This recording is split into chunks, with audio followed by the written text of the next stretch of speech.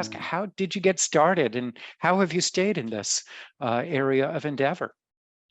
I think I got started when I was really young and no one talked to me about sex. And that led to a lifetime of curiosity. And after college, thinking I would work with children, I focused in my undergraduate education on child development. And I worked directly with young children diagnosed at the time. The diagnoses were autism or Asperger's or PDD and so on. So I worked with a lot of young children.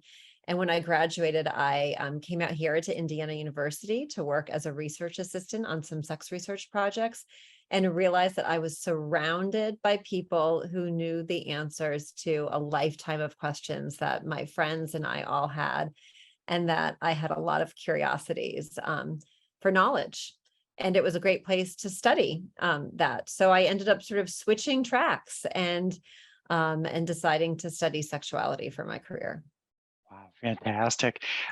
With these papers that these surveys that you've done and the papers that have come out of them, what can you just tell us as a sort of general overview? What are some of the trends that you've seen since you've been doing this?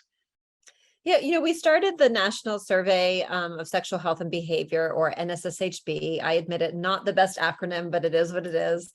And started that back in 2009. So we've had 7 waves of data collection. We came out with a study this past year showing that, like some other countries around the world, we are seeing declines in partnered sex with both adults and adolescents. With our adolescents, we were also able to examine declines in masturbation and observe that as well. We didn't see declines in solo masturbation for adults. So different from some of the other studies around the world that might just assess sex very generally, like how often do you have sex or have you had sexual intercourse? We get pretty specific about partnered masturbation, giving oral sex, receiving oral sex, and so on. And, when we saw these other studies pop up around the world showing declines in sex, if you will, we did wonder, well, is it just intercourse that, broadly defined, that's decreasing and it's being replaced with other things like oral sex and anal sex? And we just didn't find that that was the case. We really saw these declines in partnered sex across the board.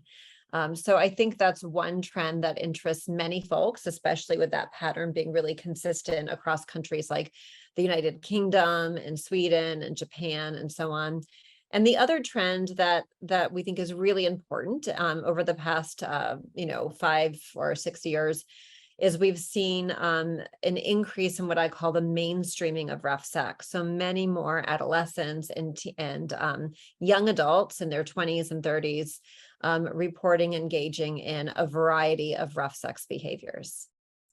Wow. And I guess I just wonder, there's certainly the papers that you've published. What kinds of lessons have you taken away from this? What things have you learned, and what kinds of things do you have yet to ask? Yeah, we have learned a lot.